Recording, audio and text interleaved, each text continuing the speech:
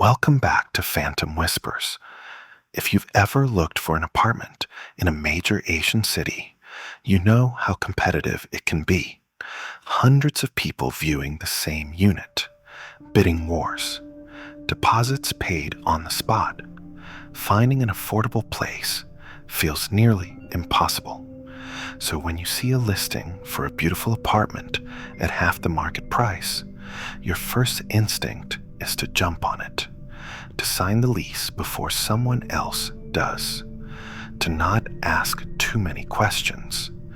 But there's an old saying among real estate agents in Asia: if an apartment is too cheap, there's always a reason. Sometimes it's a structural issue, sometimes it's a difficult landlord, and sometimes the reason is something that can't be fixed with renovations. In many Asian countries, disclosure laws about property deaths vary significantly. In Singapore and Hong Kong, landlords must disclose if someone died in the unit within a certain time frame. In Malaysia and Thailand, the laws are less clear. In some places, landlords aren't legally required to tell you anything at all. This creates a gray area. A unit where someone died might be rented out again within weeks. The price drops. The landlord is eager to fill it. And if you don't ask the right questions, you might never know why you got such a good deal. Tonight, I'm sharing the story of Ming, a real estate agent in Kuala Lumpur who specialized in luxury condominiums. In 2019, she was assigned to rent out a beautiful unit in one of the city's most prestigious buildings. The unit had everything: city views, modern finishes, premium location, and it was listed at almost half the market rate. Ming thought it was the opportunity of her career, until she discovered why 3 previous tenants had all left within their first month, and why the landlord was so desperate to find someone, anyone, who would stay. Ming had been working in real estate for 5 years when she got the call about the condo unit. Her agency had been hired by the landlord to find a tenant for a unit in one of Kuala Lumpur's most expensive buildings, a 40-story luxury tower in the heart of the Golden Triangle district. The landlord was offering a generous commission. He needed the unit rented quickly. Ming was excited. This was exactly the kind of listing that could make her month. She arranged to view the property the next day. The building was impressive: marble lobby, 24-hour security, swimming pool and gym on the top floor. The kind of place where units rarely stayed empty for long. The unit was on the 18th floor, Unit 1804. As Ming rode the elevator up, she reviewed the details on her phone. 2 bedrooms, 2 bathrooms, 200 square feet, fully furnished. The monthly rent was RM $2,800, about $650 USD. For this location and size, market rate would be at least RM $5,000, maybe RM $6,000. Ming's first thought was that there must be something wrong with the unit. Maybe water damage, maybe a difficult neighbor, maybe the furniture was in terrible condition. But when the landlord met her at the door and she stepped inside, the unit was perfect. Hardwood floors, floor-to-ceiling windows with stunning city views, modern kitchen with granite countertops, tasteful furniture that looked almost new. The air conditioning worked. Everything was clean and well maintained. "Why's the rent so low?" Ming asked directly. She'd learned in this business that it was better to know the problems up front. The landlord, a Chinese Malaysian man in his 50s, hesitated. "The previous tenant left suddenly. I need to fill it quickly. I'm willing to negotiate on price to get the right tenant." "Why did they leave?" "Personal reasons," he said. "They broke the lease early, paid the penalty. Some people just don't like the unit." Ming walked through the rooms, looking for issues. The bedrooms were spacious. The bathrooms were modern. The balcony had a beautiful view. She couldn't find anything wrong. "How long was the previous tenant here?" she asked. "About 3 weeks. Ming stopped. 3 weeks? They signed a lease and left after 3 weeks? The landlord shifted uncomfortably. "Like I said, personal reasons. Some people are particular." "And before that tenant?" Another pause. "There were 2 other tenants this year, both short-term. But I've had the unit professionally cleaned. Everything is in perfect condition. 3 tenants in less than a year, all leaving within weeks." Ming's instincts told her something was wrong, but she couldn't identify what.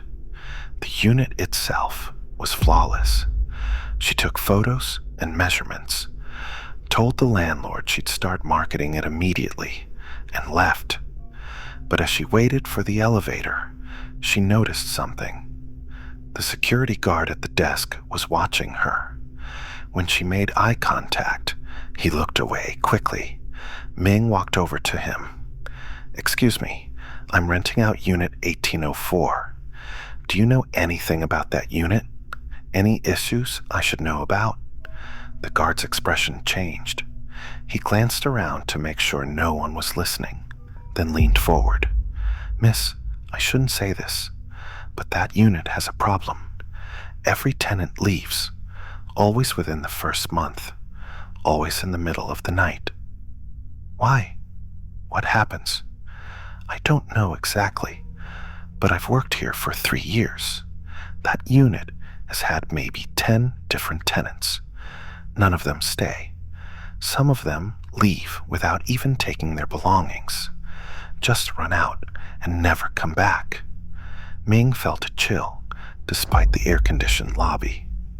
"Did something happen in that unit? Did someone die there?" "Not in the unit," the guard said quietly. "But on this floor, about 4 years ago, there was an incident. A woman who lived in unit 1806, just 2 doors down. She jumped from her balcony, landed in the garden below. Was she depressed? Was it suicide? That's what the police said, but some people think there was more to it. She'd been complaining to security for weeks before it happened. Said someone was in her apartment. Said she heard footsteps at night. Said she felt like she was being watched." The guard paused, then continued. "After she died, her unit was rented out again. That tenant also complained about the same things: footsteps, feeling watched. They left after 2 weeks. Then the unit next door, 1805, same thing. Then 1804. It's like whatever was bothering her, it spread to the other units on that side of the floor." Ming thanked the guard and left the building. She should have told the landlord she couldn't take the listing, should have walked away, but the commission was substantial, and she told herself that the guard's story was just building gossip, superstition. There had to be a rational explanation. She listed the unit online that evening. Within hours, she had 20 inquiries. The price was too good to pass up. She scheduled viewings for the next day. The first potential tenant was a young professional woman named Sarah, an expat from Singapore working in KL. Sarah loved the unit immediately. The price, the location, the view, everything was perfect. She wanted to sign the lease that day. Ming hesitated. "Before you decide, I should mention that the previous tenants didn't stay long. I'm not sure why, but there's been high turnover." Sarah shrugged. "Maybe they got transferred for work, or maybe they were just picky. I'm not worried." Ming had Sarah meet with the landlord. The lease was signed. Sarah moved in 3 days later. For the first week, everything seemed fine. Sarah texted Ming to say she loved the apartment.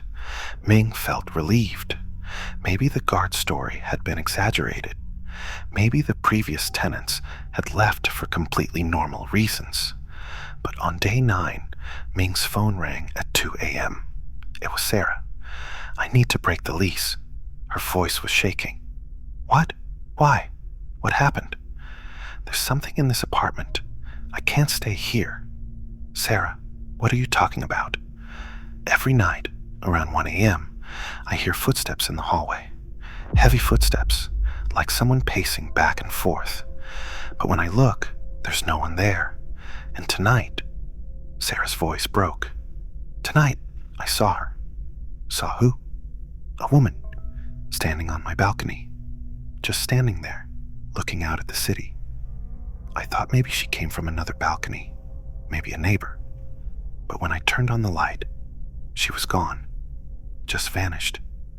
And the balcony door was still locked from the inside." Ming tried to calm her down, tried to suggest rational explanations. But Sarah was adamant. "I'm leaving tonight, right now. I'll pay whatever penalty I need to pay, but I'm not spending another night here." Sarah left that night. She abandoned most of her furniture and belongings. The landlord had to hire movers to clear them out. Ming went back to the building the next day to assess the unit. She needed to understand what was happening. She couldn't keep renting out a unit that no one would stay in. She arrived at 1804 in the afternoon. The unit was empty again, silent and still. Ming walked through each room slowly, trying to sense anything unusual. But in the daylight, it just felt like an empty apartment. She decided to stay until evening, to see if anything happened after dark. As the sun set and the city lights began to glow outside the windows, Ming sat in the living room and waited. For the first few hours, nothing happened. Just the normal sounds of a building, pipes creaking, distant voices from other units, the hum of the air conditioning. Then, around 10 p.m., the temperature dropped. Ming noticed it immediately. The air conditioning was set to 24 degrees Celsius, but suddenly it felt much colder. She could see her breath. She stood up, looking around. The windows were closed. The AC was running normally, but the cold was intense, unnatural. That's when she heard it. Footsteps in the hallway outside the unit. Slow, deliberate footsteps, walking back and forth, back and forth. Ming walked to the door and looked through the peephole. The hallway was empty, but the footsteps continued. She could hear them clearly, right outside the door. Her hands were shaking as she opened the door. The hallway was empty. The footsteps stopped the moment she opened the door. Ming stepped into the hallway. Units 1805 and 1806 were dark, their doors closed. She walked down to unit 1806, the unit where the woman had jumped 4 years ago. She didn't know why, but she felt drawn to it. As she stood in front of unit 1806, she heard a sound from inside, a soft crying, a woman's voice sobbing quietly. Ming knocked on the door. "Hello? Is someone in there?" The crying stopped immediately. Silence. Ming pulled out her phone and called the building security. "Is unit 1806 currently occupied?" "No, miss. That unit has been empty for 2 years. The owner can't find a tenant." Ming stared at the door. She'd just heard someone crying inside an empty unit. She went back to 1804, grabbed her things, and left. She called the landlord from her car.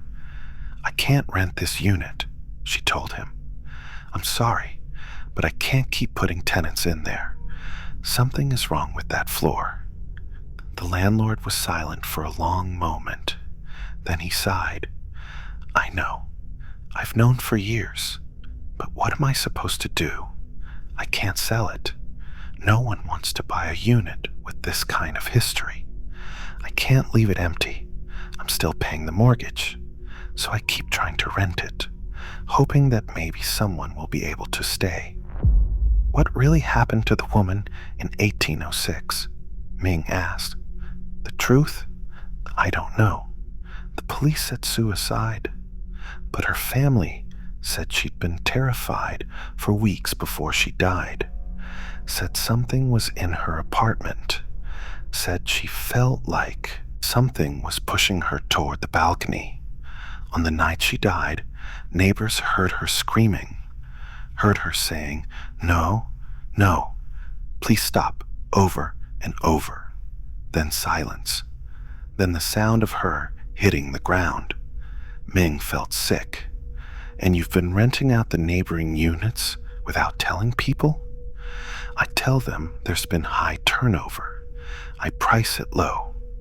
What else can I do? The law doesn't require me to disclose more than that."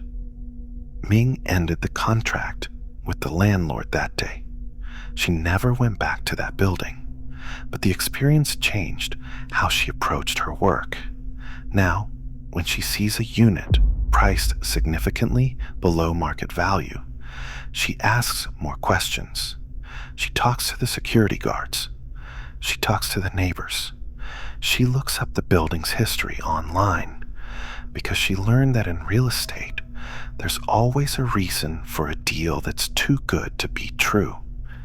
Sometimes it's a small reason, a noisy neighbor, a difficult landlord, a minor structural issue.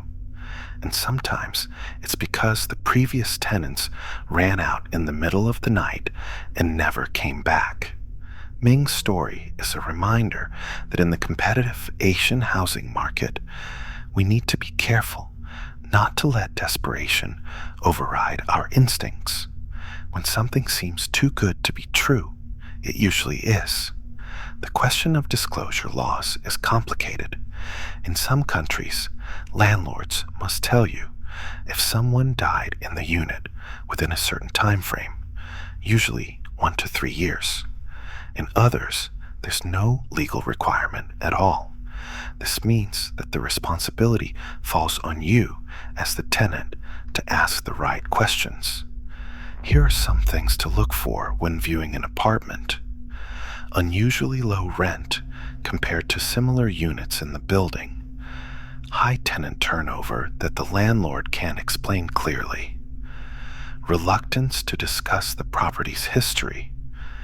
Neighbors who react strangely when you mention the unit number, and strong incense smell or religious items left behind by previous tenants, often signs that someone tried to cleanse the space.